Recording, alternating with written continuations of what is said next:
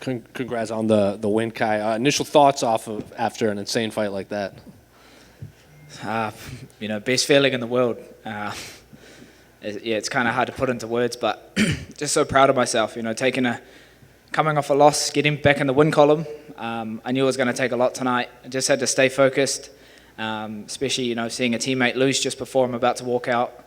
But I knew my experience would get me through this night. So weathered the storm and just had to let the cannon out. Live up to this nickname and just throw with bad intentions. So I knew the finish would be there.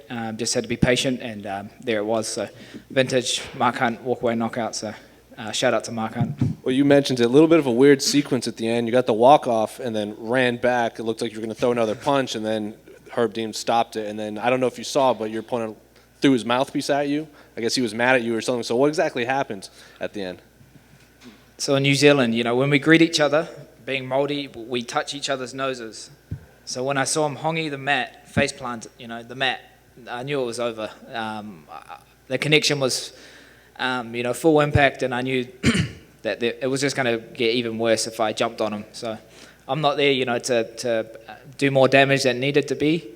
I know my coaches are saying, finish him off, but I knew that the fight would already been finished. So, I'm glad the fight was stopped and Herb Dean did a good job. But ultimately, I'm glad I got the win. And glad to get the win for my son. I'm a new father of my son's 3 weeks old now, so different kind of motivator coming into tonight. I wanted to do him proud, and that was on the back of my mind the whole time. Yeah. Well, you mentioned it, your newborn son. Like coming into the fight, obviously it's a motivating factor. But is it a different feeling now winning that you have a newborn son?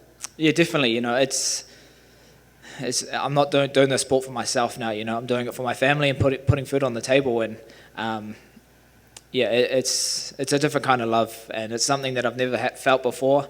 And I just had to channel it and use it tonight to my advantage. So I guess that dad strength was in full effect, and to get the finish, and finally live up to my nickname, Don't Blink. You got a taste of it in the Ultimate Fighter season 24, and tonight. We finally got it. It took 7 fights, but we finally got it. And then it seems like you got stuck in a neck crank for a better part of that round. I don't know if you heard, but Daniel Cormier said he's done about 4 or 5 times before you finally got out. So how tight was that? Come on, DC, give me a bit more credit. I know it's city kickboxing, but we train jiu-jitsu and wrestling just as much, if not more. But yeah, I wasn't in too much danger. I could feel him squeezing, but it wasn't really too tight on me. And in my head, I'm like, just get up. What am I doing? Just get up. And then eventually, I reversed the position, and then I just had to just touch him, and then I could see him getting tired. And doing our homework, we knew he was going to come out hard and fast, and he does get slower as the fight goes on. So I knew the finish would be there, and I'm glad to move up in the rankings, not just tie with someone and hopefully get a top 5 in my next opponent. I was going to say, do you have any names in mind? I know Askar Askarov just got a big win. You got the title fight coming up. So any specific names in mind?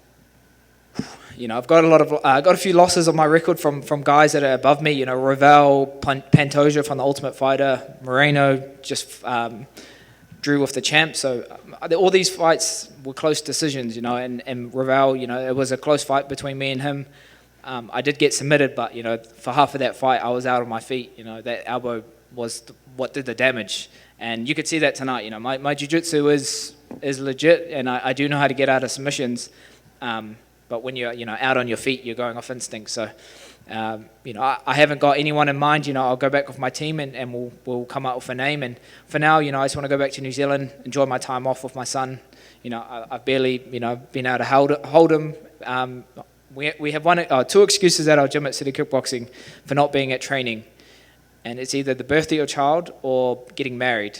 And the same day my son was born, after he was born, I was still at training that same day. So I was focused for this fight. I definitely wanted to make a statement, and I was sacrificing it for something bigger. And you could see that tonight. I was there, I was present, and I wanted to do my son proud. So now I can go home and celebrate with the family. Cheers. Hey Kai, so we've heard about Dan Hooker's odyssey to return home. Are you about to go through the exact same thing, you, Israel, and Carlos, to get back to New Zealand? Yeah, so for me and the team, we head out on Tuesday, and then we go into quarantine in New Zealand for 2 weeks. So I actually get out the day before my birthday. So bittersweet, but at least I'll be in the same city as my family, so they can come visit. We can't obviously have physical connection, but I can see them through the fence, and it's the next best thing. So I'll be in the same city, I just can't see them. We'll be in a managed isolation, and it's just the protocols in New Zealand right now. But so blessed to be able to travel and do my job. So many more people are doing it rough than me, and I'm privileged and to be able to represent New Zealand on this world stage. It means everything to me and everything to our team. So yeah, I can't wait to go back home and celebrate. Just so fans know, so what day is your quote-unquote release date from quarantine back home, do you know? Should be the 25th of March. So my birthday's 26, yeah. All right. And then secondly, obviously seeing Carlos have his fight the way it goes shortly before yours, can you just walk us through that? Obviously, you're in the back. I know the TV's playing. Just what's going through your mind and just how to get past it?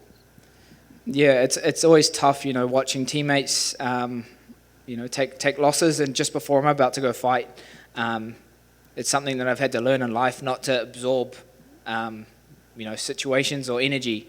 Don't let it consume you. You just got to take it as it comes, but you don't absorb it. So when that happened, I knew I just had to refocus and know that that doesn't affect me. I'm going in there and doing my job, and I knew I had a job to do, especially with my team here.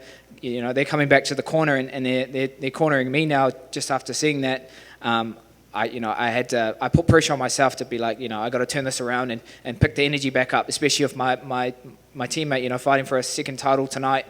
We want to bring him into this fight on a high. So I know he would have been celebrating back at the hotel, and Carlos will learn from him from this night, having his debut fight. So he'll learn from it, and he'll come back. I train with the best guys in the world. We've got the best team in the world, City Kickboxing. With the best head coach, Eugene Behrman, and tonight I just had to listen and stay clear-headed and I guess, weather the storms and just back yourself. And tonight, that's what I was saying my whole walkout coming into this. I'm the best in the world, just got to let everyone know. So I'm glad I could live up to that, and I'm proud of myself for, getting back in this win column. One last quick one. We know after the last event in Abu Dhabi, all of the teammates came to be with Israel, win or lose, in his main event. Yeah. Is the same plan for you, Carlos, and everybody to be there, or is protocols not letting you guys stick around? Yeah, I'm not too sure yet. Hopefully we can all be there and celebrate, live in the back. But if not, we'll be at the hotel celebrating and cheering our teammate on and watching him do history. We're witnessing one of if not the greatest of all time. So I'm just in awe and inspired every day at training.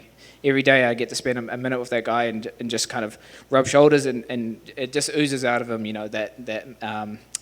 That kind of mindset. He believes he was the greatest. Long before anyone else did, and it's a great role model to aspire to be like, and privileged to be able to be a good teammate and a great friend. Yeah. Thank you. So, What's up, brother? I don't know if you noticed there's a new clock Yep. in the cage. Was there any time on the ground where you're in a choke or submission you could look over and see how much time you got left or anything like that? I did look at once. I saw a minute. I was like, okay, I need to get up. I need to get up. I need to do something. Yeah, I'm losing this round. And then that's when I kind of reversed it, and then I kept it standing. So, yeah, I knew that he was getting tired. I could hear him in my ear, breathing real heavy. And I was like, okay, I need to turn it up now and put him away. So I'm glad it all worked out. Congrats, man. Thank you.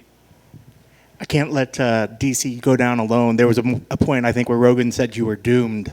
So, was there any point in any of those, was one attempt more precarious than any of the others I know you said that you practice all these sort of things. Was there any moment where one was maybe a little bit more dangerous, a little bit more precarious than any of the other ones? Yeah, it was when I slammed on my back. That was getting tighter, but it wasn't the choke. It was the body triangle that was getting tighter. But it's not going to stop me. It's just getting tight. So I just had to just ride it out. I didn't stay calm, control my breathing, and eventually my coaches were giving me the right advice. They just said prioritize the hands. Don't worry about anything else. Just worry about those hands. So yeah, it all worked out. And you know, people could say that was a weird stoppage and whatnot, but when I landed that last punch, you know, that was all she wrote. Mark Hunt vintage walkaway knockout, and that's why I didn't really follow up. You know, I didn't need it to have any more damage than needed to be. So yeah, I'm just glad to get the win. And my last question actually is about that follow-up. Did you feel and Herb kind of grab you around the waist when you sort of stopped yourself, and did that sort of signal to you that the fight was over at that point as well? Yeah, it kind of all happened so fast where I didn't really realize if he was still, you know, still awake or not. I just saw his face hit the mat, and once that kind of happens, you know that the ref's going to jump in eventually. So, yeah, I should have, you know, followed up, but that's just the fight game, and it all worked out. So I can't really, yeah, I'm happy days for me, and I'm just glad to get the win, and I'm looking forward to my next fight. Obviously, looking forward to spending time with my son right now, though. Congrats. Cheers, brother. Thank you. I don't know if you already addressed this, but afterwards, you ran back towards him as if you're going to hit him again. Yeah, I don't really know. I was running around thinking, you know, it's over, and then my coach was like, it's not finished, and I was like, oh, okay, I was hammer fist him or something, because he was still kind of dazed. And then Herb Deem said, no, it's over. So I said, okay, sweet. Did you realize that he threw his mouth guard towards you? No, I didn't. I didn't even know. So it is what it is, you know. I've been on the receiving end of taking losses before, and yeah, it's just how it goes sometimes. You don't mean to be out on your feet, but sometimes your body's just doing what it's just going off autopilot. So I'm sure he'll bounce back from that loss. And the division's so good right now. You know, the flyweight division right now, there's 3 flyweight fights tonight, all been exciting. And it just shows full credit from where we were 3 years ago, where people were saying, you know, my UFC debut, what does it feel like to be the last flyweight fight ever in the UFC? And I was like, I haven't even fought yet. But now, you know, looking back at it, full circle now, we're in the best position we've ever been in the UFC, and everyone's excited to watch us, and it's so competitive. Anyone in this top 10 can beat anyone, and that's what I love about it, being, I guess, a part of that movement and having a piece to play for, to be a face for the UFC flyweight division. Yeah, I'm just proud of everyone for kind of throwing down, and you know, there's always been at least one flyweight getting a bonus, which is awesome. And you know, tonight it's full credit to our division, and it doesn't stop. There's so many great matchups to be made, and I'm sure, you know, there'll be matchups to be made from the winners tonight. Now, I know you said it kind of all happened really fast with the knockout, but you did say it was your Mark Hunt walk away. So did he really stop the fight, or you kind of just like, the guy's done, I'm out of here? Like, if you've knocked people out before, which, you know, this is my 10th knockout on my record, you just know when you land flush. And when I landed on that chin, you just know that the guy's not going to get back up. And when he's face planted down, yeah, you just know it's all done. And if he was to stand up, it's just going to happen again. So, yeah, I'm glad it all worked out. And, yeah, I got the win. Congratulations. Thank you.